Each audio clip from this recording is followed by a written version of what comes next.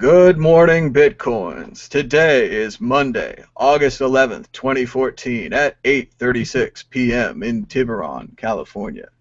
Special thanks to Bitcoin donors 0.002, 0.001428570, 0.001705005, 0.05, 0.0017045, and 0.005. Also, thanks to Change Tipper, $5, and all Bitcoin donors, patron subscribers, Bitcoin subscribers, and Change Tippers. Every little bit helps. In case of emergency, the exits are here, anywhere. Please keep your hands and arms inside the show. Here are today's MadBits. Bitcoin prices are down suddenly around $20 to $30 with a last of $565, a high of $573, and a low of $565, and still kind of falling, really. Litecoin is the lowest I've seen in a long time at $5.55. Our top story tonight is Britain may embrace Bitcoin as a legitimate currency.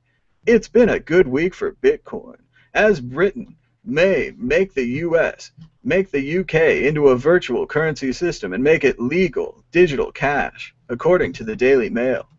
Mexican Bitcoin exchange Bitso launches with a 10% referral bonus. There's now a Bitcoin exchange in Mexico. Bitcoin prepares to go worldwide in a big way.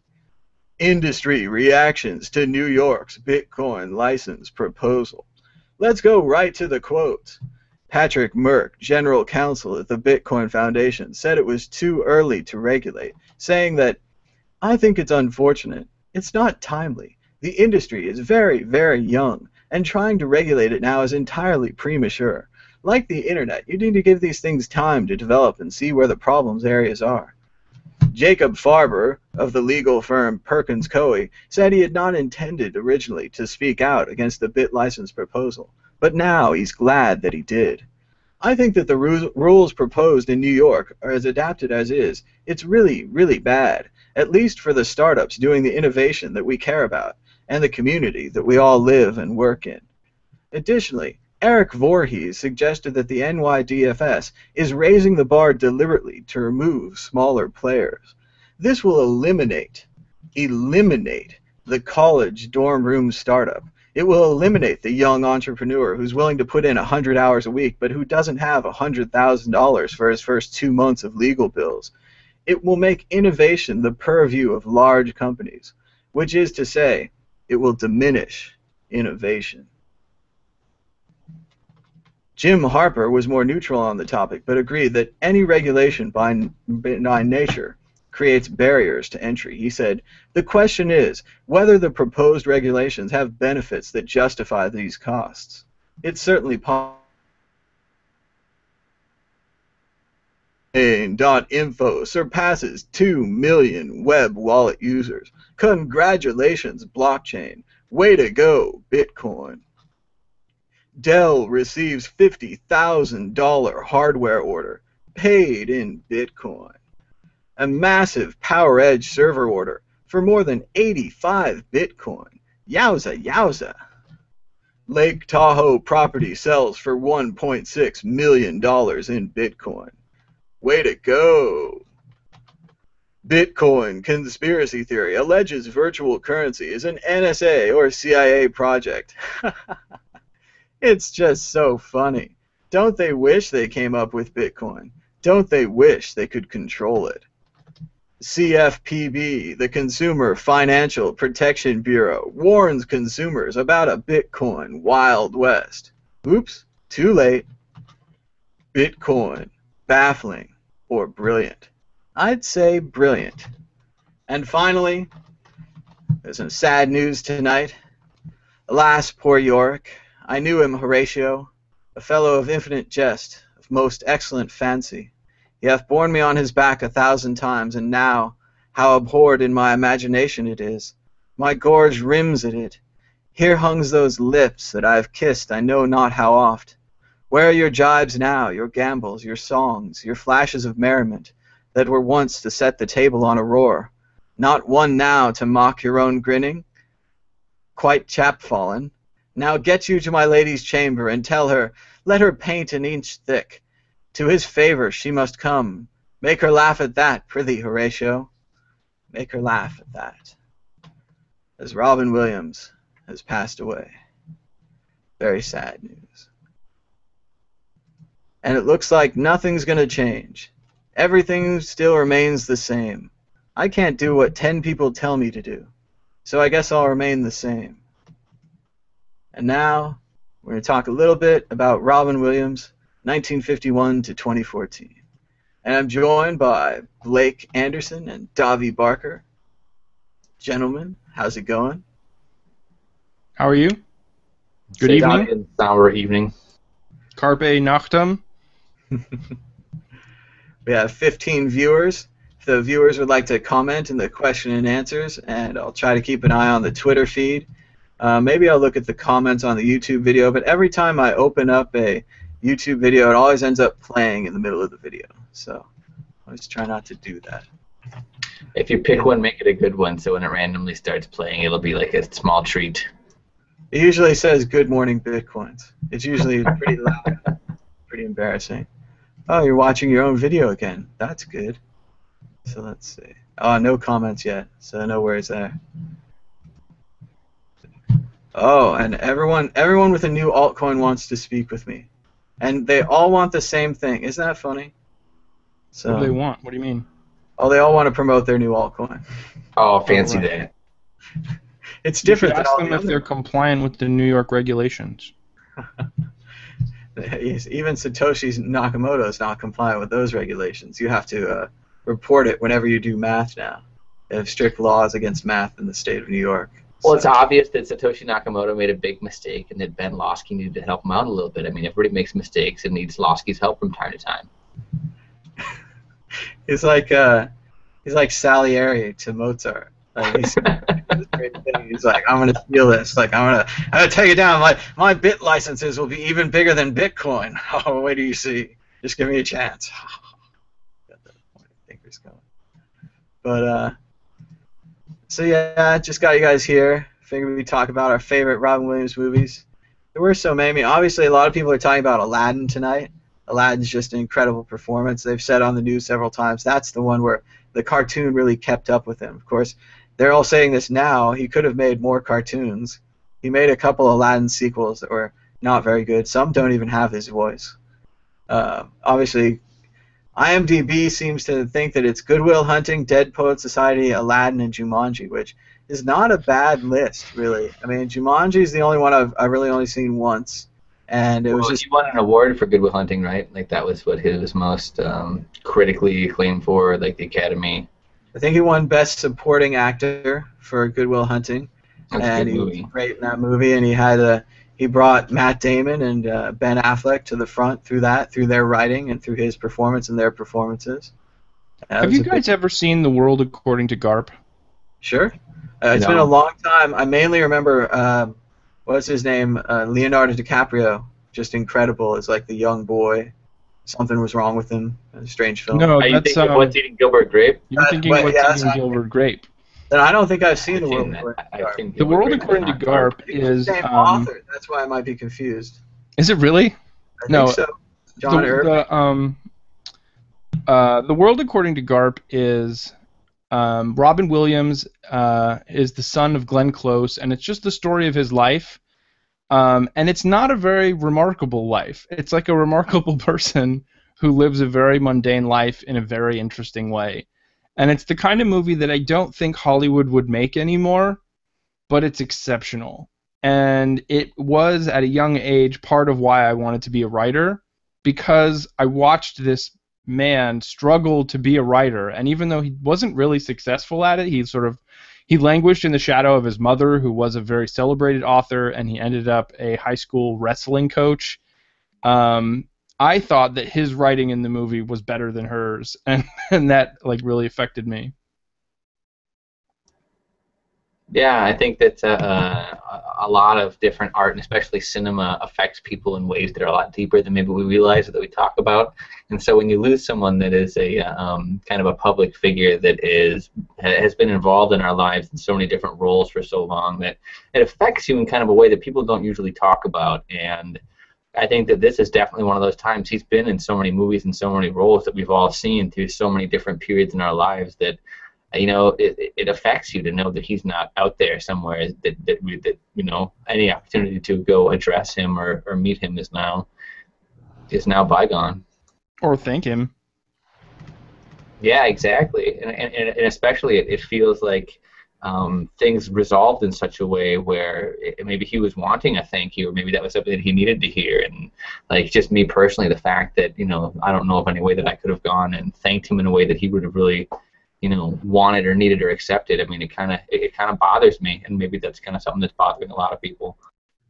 Well, and we don't really know him as a person. We know him as a character in these movies, and we think he's really nice, but he was an alcoholic, he was depressed. There's something wrong inside of his head that we don't understand or can't possibly understand. So to him or to his friends, it's probably not as much of a surprise as it is to us. To us, it's a huge surprise. Well, yeah, and I agree and I disagree too, because when you act or take on these various different roles, I mean, it's basically letting people kind of see glimpses of you and how you interpret different things in different situations.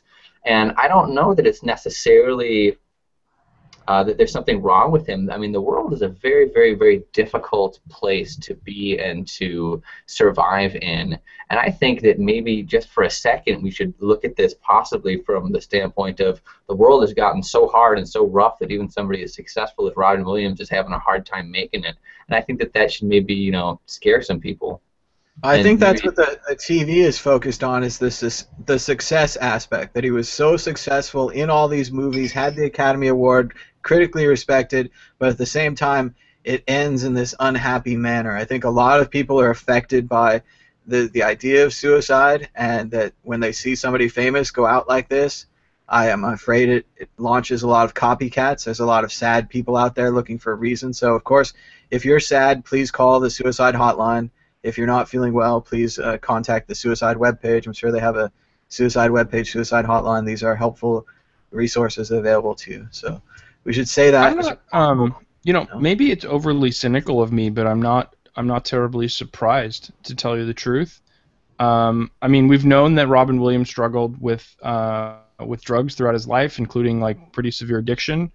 Although I couldn't say specifically about Robin Williams, we know that many times comedians are sort of tragic internally, sort of the way musicians can be, and that a lot of that satire comes from a place of desperation, and in that sense, like, it doesn't surprise me.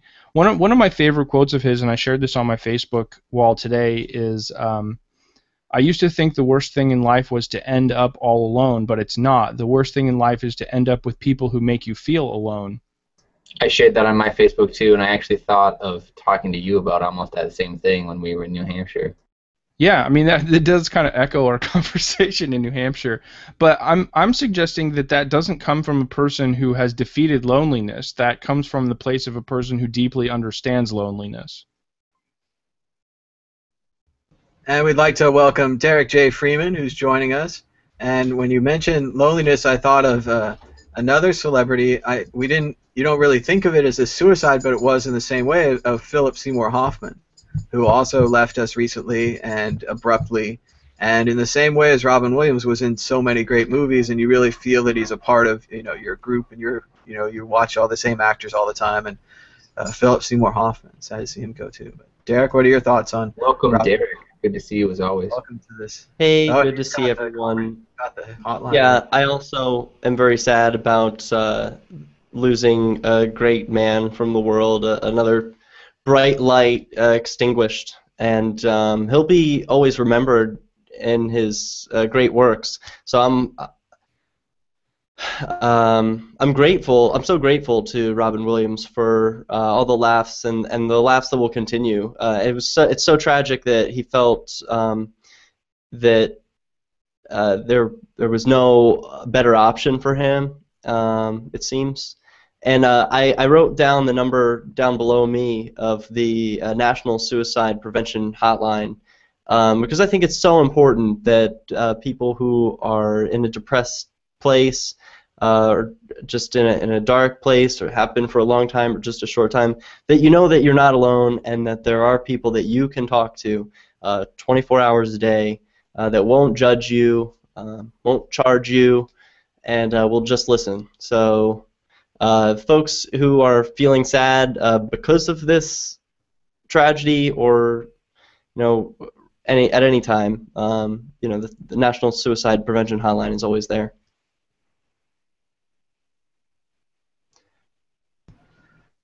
Well said, Derek.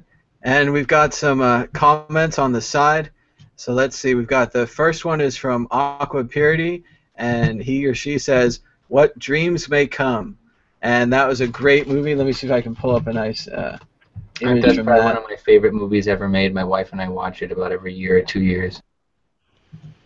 And I see. I found like a lot of these movies I haven't seen that many times because they are kind of a little serious, and that was a very serious movie, but at the same time, incredibly beautiful. The images of the paintings coming to life, just beyond the rest of the film, those images stand out in my mind as something that I remember. But, and I honestly don't watch this movie if you're in a place where you can't handle something that's going to be really, really catharsis or like really going through something. I mean, it's a good movie, but it may prove spirit crushing to the weak of spirit. I mean, you be careful with this one.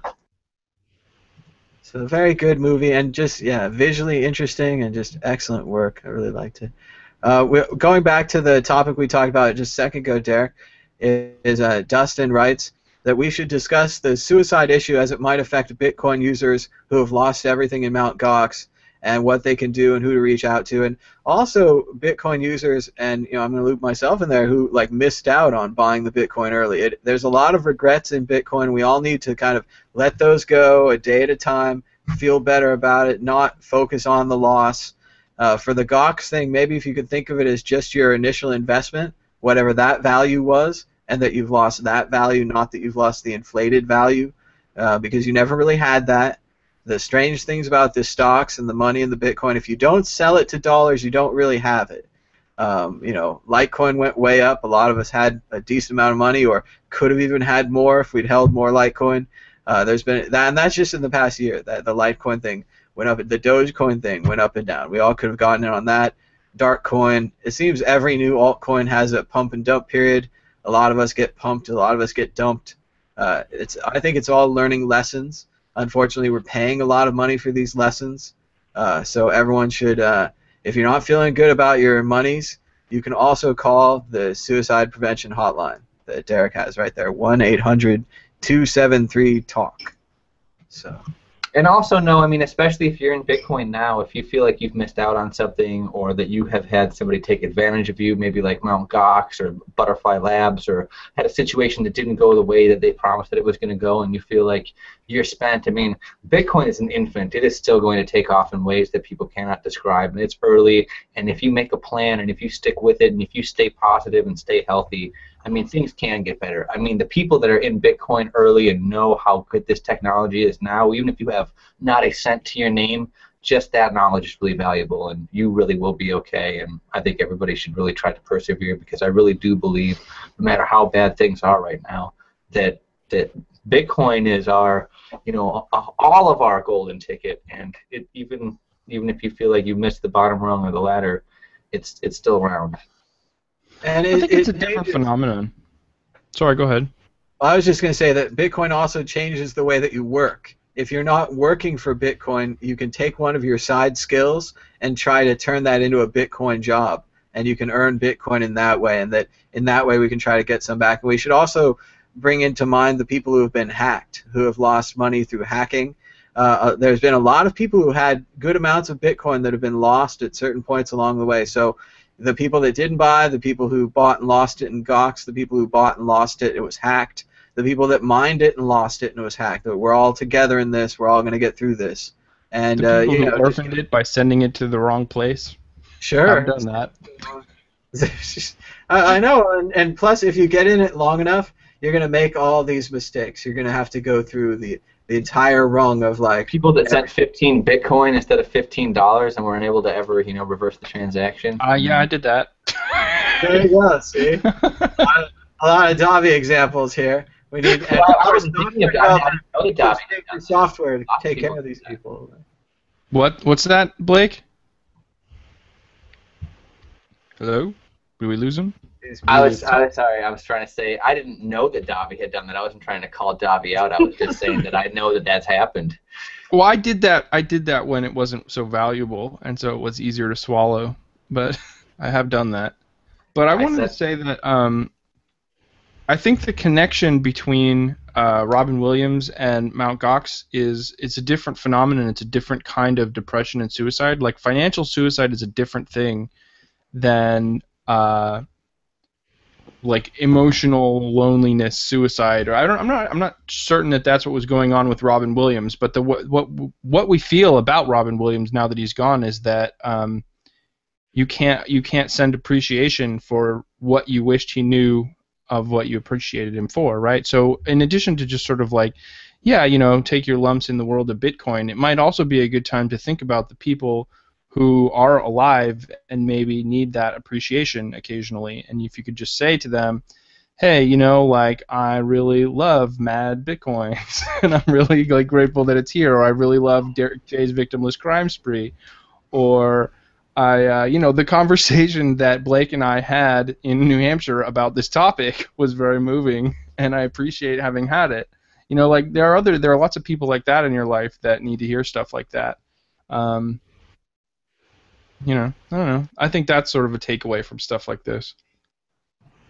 Well, and all the things that we didn't like about Robin Williams, all disappeared. Like when he did movies that weren't that great, or he was too crazy on a talk show that didn't merit that level of craziness, or maybe he was too far, or sometimes you can see that he's on a lot of drugs, and you can kind of tell there's like a manic madness of cocaine in the 70s, that kind of thing. But all that's gone now. We all feel just as a package, look at the work, look at the different films, the different types of characters you can remember him in. So many different ones. So. Yeah, one of the things that's cool to me about Robin Williams is that he's known as a comedian and he's known for his comedy, but to me he was Genie in Aladdin, who was like a dramatic role for a young child, and then Patch Adams, which was another dramatic role. These dramatic roles I think were some of his most moving. I felt the most connected to his Patch characters. Adams. Patch Adams is when I decided that I wanted to have genius syndrome. Do you remember genius syndrome from that movie? His friend in the mental hospital. It's like, how many fingers am I holding up? And the nurse said, oh, don't pay any attention to him. He has genius syndrome. And I was like, that's what I want. That right there. He was in I have to head out of here, guys, but I want to leave you with a quote from one of my favorite books, The Watchman. I heard a joke once. Man goes to doctor, says he's depressed. Life is harsh and cruel. Says he feels alone in a threatening world. Doctor says, treatment is simple. The great clown Pagliacci is in town. Go and see him. That should pick you up. Man bursts into tears. But doctor, he says, I am Pagliacci. Good joke. Everybody laugh. Roll on snare drum. Curtains. Very good, Derek. Very good. Especially from the Watchman too, the graphic. Doctor, I am Pagliacci. Good joke. It reminds me of Norm Macdonald jokes. And Norm was on Conan again recently too. If you guys haven't seen it, you should watch it. He does another really long joke with another really weak punchline, and it's just the same classic Norm Macdonald. He goes all the way. So good stuff. I mean, so many good movies. I mean, The Final Cut was a dramatic movie. It was kind of good. 1 Hour Photo was a dramatic movie that he was in. There was that thriller movie with Al Pacino. What's that? 1 Hour Photo wasn't funny in the slightest. Yeah, definitely not. And I think what you're saying is really true. When somebody really has the ability to come through and have that mania and that manic kind of high that's really, really funny, to really get there and have it be real, you can't just ride a mania. You have to have the low lows and then come back to it. And drug use can really help slam you through that cycle, but it wears people out. And I think to some extent it used him up. And I'm not saying that he's blameless in it, but it's something that, when I mean, a lot of us try to be like, all drugs should be legal, and they should. People should try to be responsible, but at the same time, we should all kind of let each other know that drugs can be some dangerous stuff, and don't let them eat up your life and your ambitions and your ability to survive.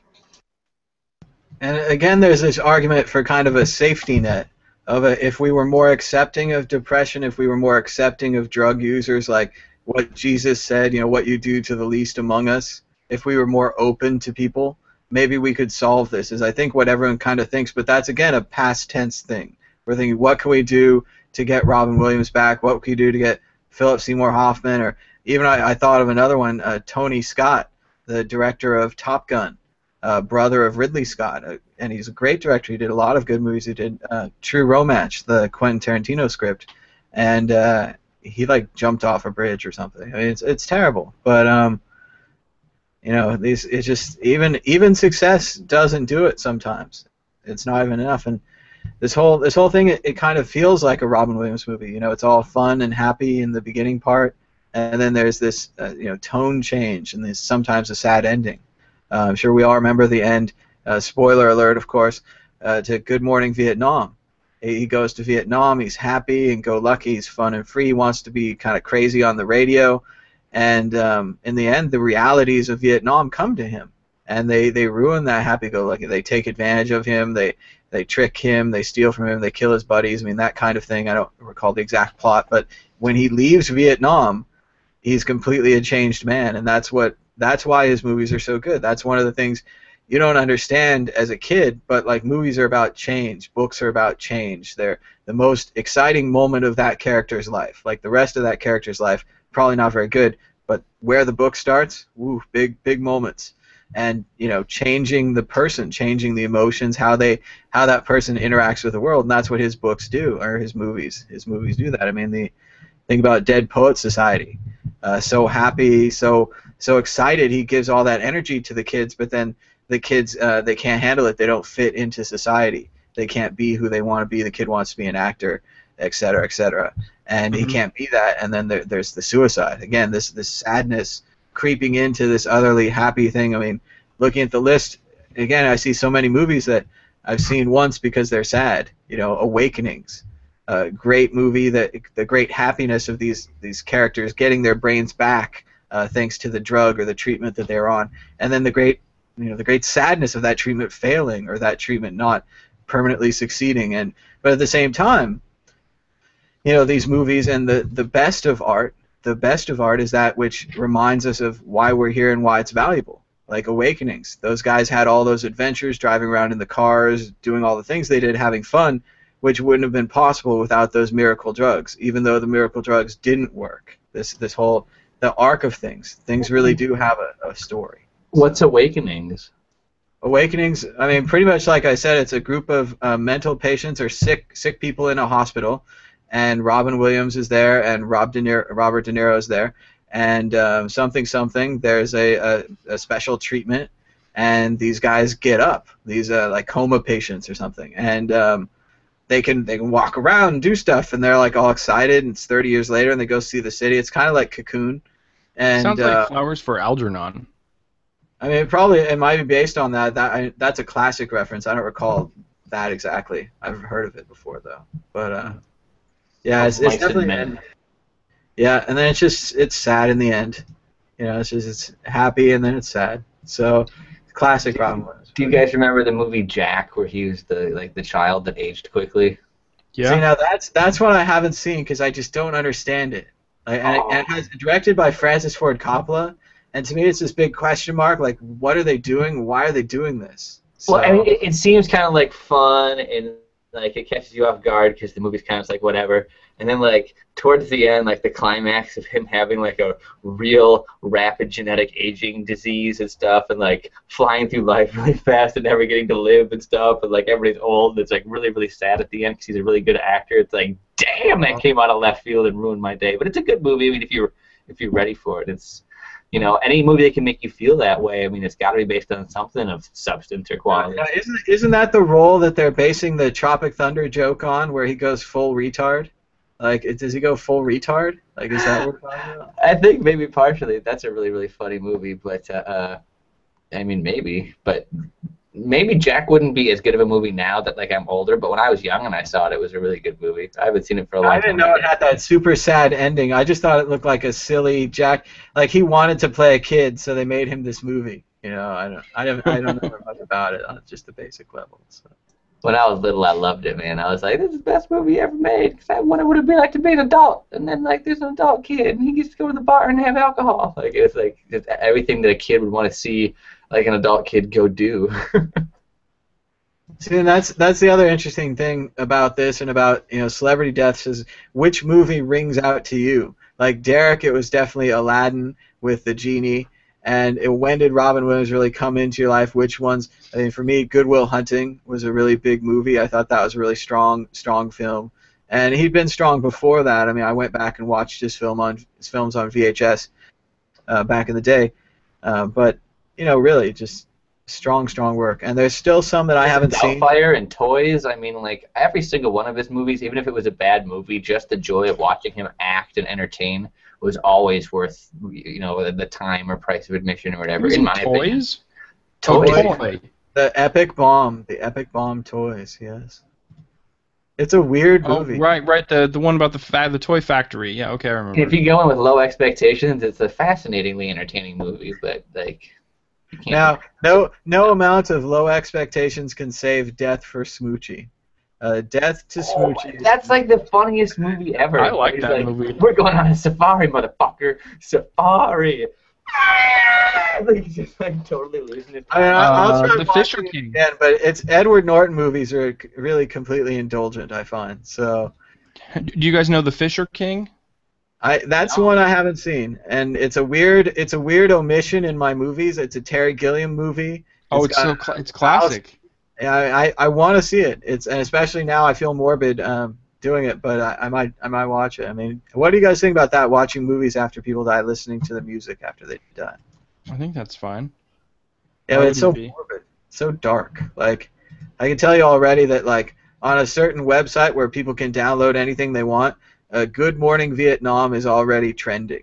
It's already like in the top. Yeah, I don't think it's morbid. I think it's respectful. I think it's a good thing to do. I think people should do it. I mean, morbid. What does that mean? You know? Well, it means like Michael Jackson albums go way up after he dies. And did you like him the day before, or you just like him now because he's dead? Or I guess it's I don't know. I think it's morbid. I think that's what morbid means. I think morbid just means horrifying, and I don't know if it's morbid. I don't think it is at all. If it happened to somebody in your family, right? If a close family member died, it makes perfect sense to go through old family movies, right? I guess so. Well, why didn't you watch those old family movies the day before? Because I wasn't thinking about them, and I thought about them because they died. Yeah, I don't know. It seems hypocritical to like beat our chests and be like, hindsight's 20/20. You should have watched it the day before. I mean, it's a way of reminiscing. I guess so. I mean, it goes all the way. I mean, it goes all the way back to like the most primitive of funeral rites is about getting around the campfire and telling stories about the person who died. I guess so. I don't know. Until I watched that TV show 6 Feet Under, I didn't even really like to talk about death. So I love 6 Feet Under. The Pie Rebel just tweeted at us. It's what they did to achieve immortality. 6 Feet Under is an amazing show. Nathan Fisher is like the best character of all time. Yeah. Well, I don't know. I think that Gaius Baltar from Battlestar Galactica might be one of the best characters of all time. Pretty strong. Did you watch all of 6 Feet Under? Yeah, man. The ending is so sad. I was gonna say, how long did it take you to recover from the ending? Oh, still, it's like it's both one of the most beautiful pieces of television ever, but actually as like an emotional human moment, thinking about Claire, and again, spoilers alert, here it goes again. 6 Feet Under, great show, you should watch it if you haven't. But to think about Claire as like a time traveler into the future, and that's what she really is, and that's what kids are, and that's what dying, and that like the whole family structure is designed to like launch time travelers into the future. The better time travelers, they go further, they achieve more of whatever you consider achievement. And to see her go off by herself, and then to see each character from the show pass away, was such a Shit, dude, I finality never to thought it. of it like that. Oh, it's, I mean, that's the way that's the way I see it. And then of course it ends with Claire passing away, but she's become such a great person. She achieved her artistic goals. She has a great family. She lives in a nice house. Like all of the troubles of those years, which again are the most interesting years in that character's life, ideally story-wise. David, her brother. I mean, her one brother has all the troubles with being gay, and then the other guy passes away in that like shooting or something, and it was generally dark, had troubles with his girlfriend.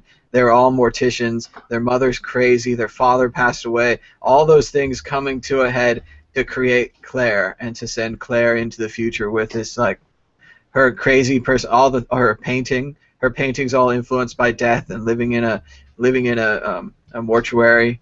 That the whole thing. So Yeah, all of her different traumas and her ability to mitigate and manage and ameliorate that trauma that was, instilled within her by her community that set her forth with what she needed to go into the future. I mean, I never thought of it from that macro perspective, but I mean, yeah, it's an amazingly well done show. I mean, what was it? It was Alan Ball, the writer of American Beauty, that won like 7 Academy Awards, and then he wrote that.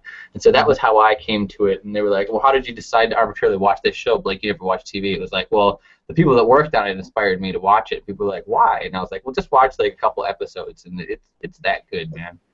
Well, and that first season, every episode, of course, is about a death. It's someone, and they kind of explore their life and how they connect to the show. But just seeing the actual behind the scenes of what happens in a mortuary and how they drain the people out, and how weird it is, and that how normal it is at the same time if you live there, really does acquaint you with that kind of thing. I think especially the first season, really Yeah. good at that. So. Gabby, what are your thoughts? Are you familiar with this? I've seen maybe 4 or 5 episodes of 6 Feet Under, and so I get the format, and I was really impressed with the format, but I haven't watched it through to the end. But luckily, I don't know the characters' names, and so the spoiler will not have an effect on me. Well, the real spoiler of that ending is that all the characters on the show die. It's just revealing that the spoiler scope of the is- show goes all the way through. The scope of the show goes all the way through. So it's not. And that's another great thing is the theme of the show. At the beginning of every episode, somebody dies, and they bring up the white screen with their name and when they died, and that they actually give that for every single character on the show, pretty much all the major ones. That's how I would have ended it. It's incredibly strong. It's like a dark version of the way that Animal House ends. Instead of someone going to Congress, they go to Congress and then they die. Or The Sandlot. Any of these movies. Jimmy went on to become a great major league broadcaster. Come to think of it, didn't Dead Poets Society end that way? Every great movie ended that way. We're gonna go back. And they all went on to become great people, and then they died. And then And then life was so hard, and they persevered, and they were great people, but then they died. Movies. Well, there it is. We're back to Rushmore. The paths of glory lead but to the grave. Sic transit gloria. Glory fades. I don't really know anything. I just know movie quotes. Everything I know, I just took out of context from. I don't believe in Beatles. I just believe in me. Ferris Bueller.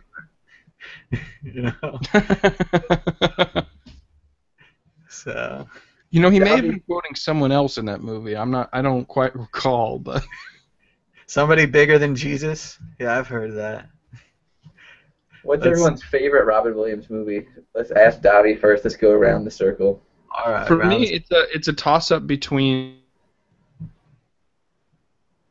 Oh, we made Dobby's camera freeze.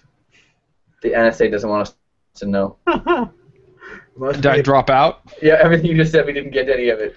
I said for me, it's a toss-up between the Dead Poets Society and the World According to Garp. Thomas.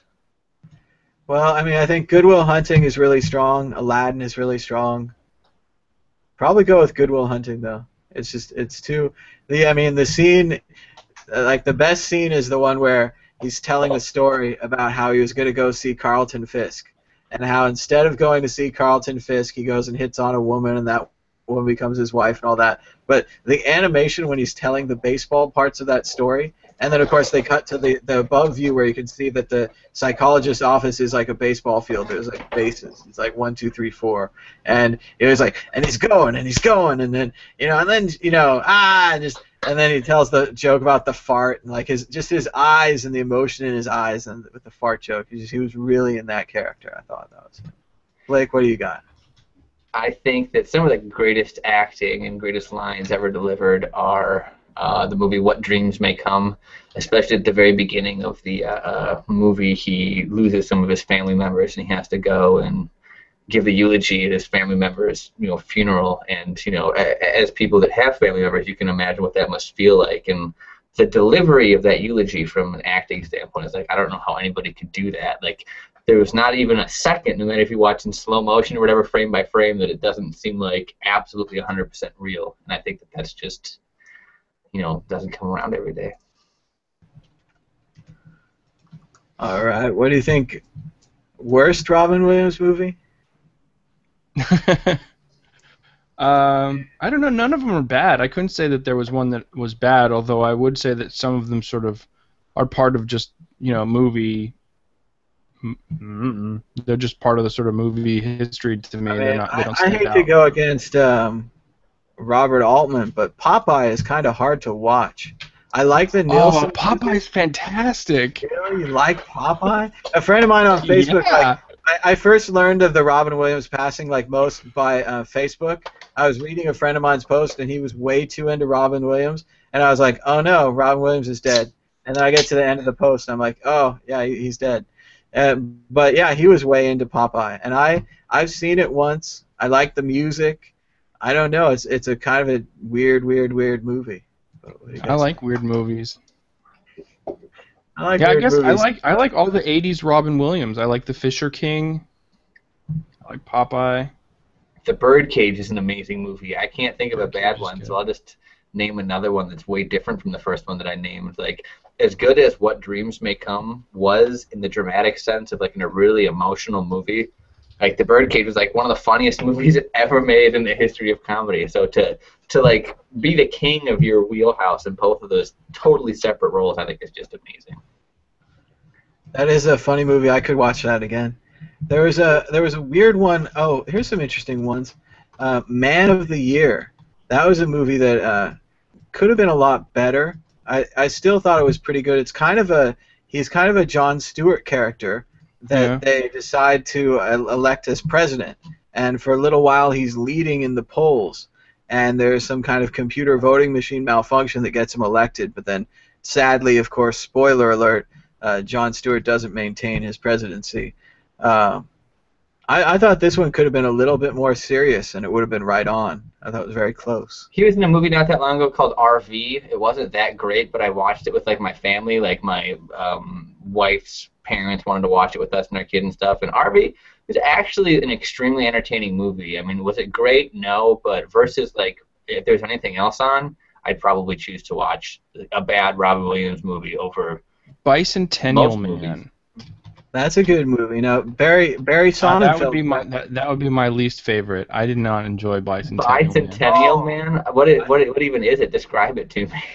It's Pinocchio. Robin Williams is a robot that wants to be human. Pretty good. Bicentennial Man was pretty good. It's like a science fiction thing. He goes to the future. It's kind of like what AI should have been. Like it's like a thoughtful movie. Like. Yeah. It's what AI should have been. That's a good explanation. To be fair, AI did have one of the best directors in film history die in the middle of producing it. So that's kind of that'll slow you down. Oh, here we go. A little bit of trivia. Robin Williams was a voice in AI, artificial intelligence. He was Dr. No. He was Ron Paul. You know, how about that? He was Ron Paul in AI. Not that Dr. No. I'm funny. Now, I can't find the one that I'm thinking of. There's one where maybe it was the Final Cut that Blake mentioned. Is this the one where he's yeah, The World with Memory Implants? Now, I thought this was a thoughtful movie. I thought this could have been a lot. It could have been a lot better. The ideas in the movie were greater than the actual plot of the film.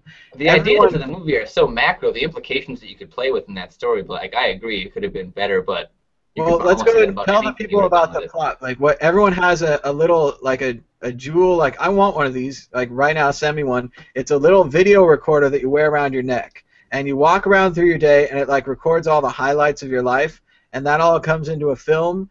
And then there's all kind of then it got creepy. Like then the government was monitoring, and all kinds of people were downloading it, and there's all this problems with it. But everyone in the world so it's a now movie about wears Facebook. yeah, and everyone in the world now wears one of these little things, like an iPhone around your neck, like shooting video of everything, go everywhere, and then it's like, how do you edit that? How do you? Yeah, and then your job at like the funeral home or whatever is to try to edit somebody's life into something that represents them and shit like that. And it kind of almost becomes, how do you edit out all the horrible shit that people have done that everybody has done, and then like pick out the good stuff, and then how horrible does somebody have to be before you're actually like, okay, well, some of the shit that I've seen in here, people need to know, and the whole thing kind of becomes, this. It's so utopian and beautiful at the beginning, and then the implications more and more and more of having somebody's whole life recorded are like.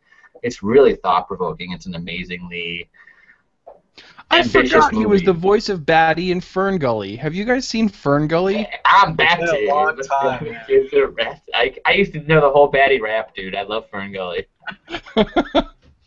Well, there's another laudable thing. Fern Gully was one of those big environmental pictures.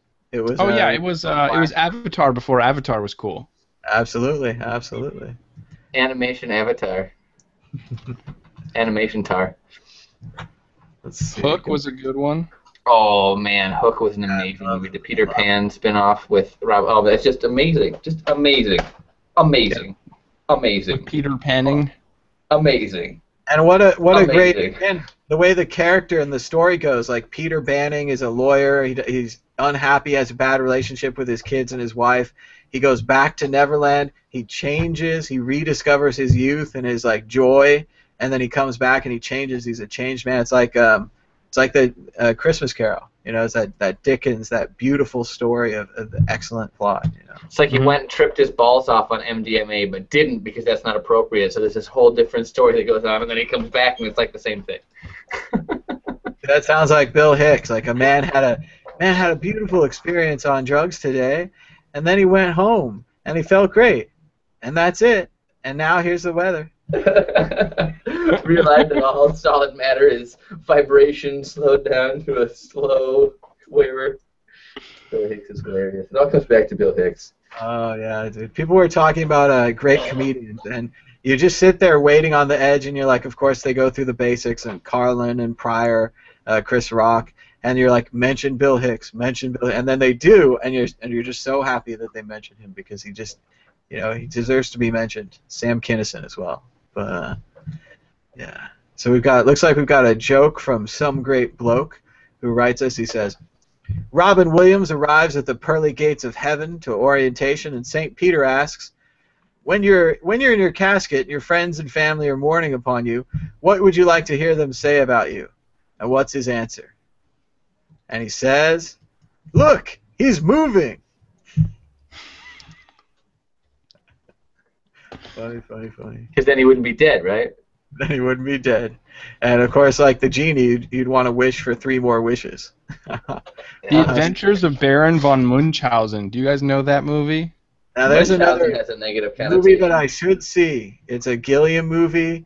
It's a Robin Williams movie, but I don't think I've seen it. It's like he plays you would know it if you had seen it. It's one of these movies that cannot be unseen. But he plays a pretty minor role. He plays the King of the Moon in one segment of a long adventure narrative. But it's a great film altogether. Yeah, I've got to watch it. It's like Fisher King. It's a Gilliam film that I haven't seen, so of course a great embarrassment to me because Gilliam is awesome.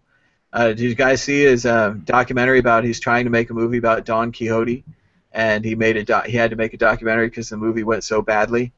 Uh, I think my parents saw it. They tried to get me to watch it, but I was like, no, you like weird movies. Oh, it's great. It's great. I love it. And I don't know, I saw another documentary recently that was really good, Finding Vivian Mayer. It's about this photographer. She was a nanny in the 60s, and she just shot all this film and just put it in boxes, and this guy bought it at a storage auction, and he was And it was curious those about it. women, the mothers. Didn't they find like this box of old photographs of like mothers, or is that something else? Well, no, just she used to street photography. She'd walk around with a camera around her neck all the time, and this is before Facebook and iPhones and everything. And Like she Facebook could look Didn't down. we just talk about this? She could look down, and then she could take a picture, and that's what she did. She walked around taking pictures. Yeah, the Robin Williams film where he had the jewel. She was like that, but way before, and she would just walk around doing that, and she made all these incredible pictures and then didn't show them to anyone. And then they Capturing images with her chakras. yeah, like the Alex Gray picture I got here behind me. I'll have to bring that up on the screen. Is it all 7 in full synchronicity? Just chakra. That's the noise it makes. I just decided. That's the noise it makes when all your chakras open up. Like, This is my chakras opening up. They're old and rusty. yeah, I've got the image here for you of all your chakras, Blake, right here. Boom. Alex Gray. Party. Oh, there we go. Alex Gray, who of course I've seen at Burning Man. I got to see him work live, and I got to take pictures of all of his paint and hang out in his studio with all the cool people that were there. It'd be at Burning Man. Blake. It'd be great to go to like Burning Man and like trip out and like try to paint on his computer screen and have him get all mad. Be like, whoa, dude, don't get your super ego expectations on my painting area. He had a pretty good outline going. You could see where the painting was going. It was terrible. I wouldn't have changed if I had better ideas. I would have stepped in. But let's see. Do we have a chat? We have question and answers. You can click on the screen and it'll take you into Google question and answers, and you can chat live. People asking on Twitter. Because we don't have a typing in chat. We could do the live event thing with a typing in chat, but it usually turns kind of internet-y pretty quickly. Let's do it. High-level internets. I'm pretty high-level internets. Yep. So let's see. Drew says that we should talk about Death to Smoochie and 1 hour photo, which was Twisted. It was. It's a very cool movie. 1 hour photo. If you haven't seen a very different side of Robin Williams. Probably not the film people are reaching for right now. I don't think. Don't watch it right now, especially if you're feeling really sad about his. You know what though? It proved he could do it. Oh yeah. Oh yeah, but I mean, it's like a deeply. It's like the movie's like a personification of loneliness itself. Somebody that doesn't have a family trying desperately to attach onto another family in a way that really didn't seem all that dangerous, but society perceived it as so hyper dangerous, and that was like the last thing that he could have, and it was just really. God, it's just like this, the tragedy and the comedy kind of archetype of movie, and 1 hour photo is a tragedy of a film, so be ready for that if you see it. And that's again really what he did best, is he mixed tragedy and comedy in a way that made people who don't like tragedies watch his movie and people who don't like comedies watched his movie, and we both got something out of it. And that's amazing. That's the best thing you can do. One of the best. And you need the high and the low and the yin and the yang, the electro and the magnetism. I mean, light can propagate through a vacuum, through space, because it's both the electro and the magnetism that can, basically you stand in a bucket and lift yourself up. I mean, that's what gets traction, and he was the master of that, the duality of happiness and sadness. Way to bring it back to science that no one understands, Blake. That was a way homer. You'll get that one on the way home. That is a way homer, man. Well, I think we're about ready to end it up here. But thanks to everyone who watched, and I hope you guys enjoyed it. We talked a little about the news. Hopefully, Bitcoin price will come back tomorrow. We're going back down towards that 560 level again, it looks like. So hang on to that. And again, just rest in peace, Robin Williams. And I like the price down. I think it should stay down. Stay down so we can all buy a whole bunch, and then it'll go back up, right? Oh, well, I'm selling. I love it when the price is down. It means people pay me more. Dobby's Selling merch. unique, terrible perspective on the rest of us investing. The rest of us have investments, but Dobby's selling zombie figures, and so he wants more money for his zombie figures. Show us one of those zombies, Dobby. Here you go. I put it in the chat. You can bring it up on the screen if you want. Dobby's making actual stuff. Like Thomas is like, we're investing, as if like the investors are making zombies. I'm investing in zombies. That's true. We should do that. We should invest in something real here, so the future. Here's one of the zombies that you could buy from Dobby on Dobby. I'm predicting at the moment of my death, my zombie figurines will outperform Bitcoin in the same amount of time. I'm just saying. Your zombie figurines would take the Pepsi challenge versus Ethereum.